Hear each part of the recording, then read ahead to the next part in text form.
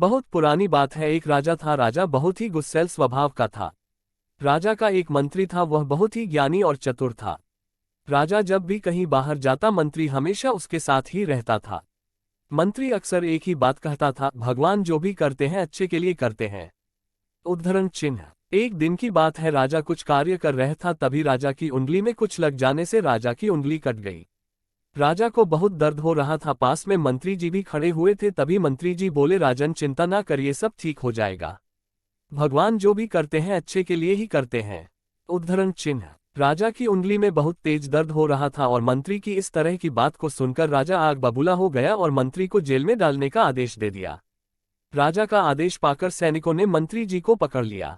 राजा ने मंत्री से पूछा, मंत्री जी, अब आप जेल जा रहे हो, क्या अब भी आप यही कहोगे, भगवान जो भी करते हैं अच्छे के लिए करते हैं? मंत्री जी जेल जाते जाते भी बोले, भगवान जो भी करते हैं अच्छे के लिए ही करते हैं। कुछ दिनों बाद एक दिन राजा शिकार खेलने जंगल गया। तभी एक हिरण का पीछा करते करते राजा अपने सैनिकों से बिछड़ गया और जंगल में काफी अंदर चला गया। जंगल के अंदर एक आदिवासी कबीले के लोगों ने राजा को पकड़ लिया और उसकी बलि देने के लिए कबीले के मुखिया के पास ले गए। कबीले के मुखिया ने राजा को बलि के लिए तैयार करके लाने के लिए कहा। कबीले के लोगों ने राजा को नहला धुलाकर बलि के लिए तैयार किया और बलि वाले स्थान पर ले गए। राजा बहुत घबराया हुआ था क्योंकि वह बिल्कुल अकेला ही था और उसके सैनिकों उससे बिछड़ चुके थे। अब उसकी सहायता करने वाला यहाँ कोई नहीं था। उसे सिर्फ और सिर्फ भगवान पर भरोसा था। जैसे ही राजा की बलि दी जाने वाली थी, तभी कबीले का मुखिया बलि को रोकते हुए कहा, इस व्यक्ति की बलि नहीं दी जा सकती क्योंकि इसकी एक उंगली कटी हुई है और खंडित व्यक्ति की बलि नहीं दी जाती। कबीले के लोगों ने राजा को छोड़ दिया।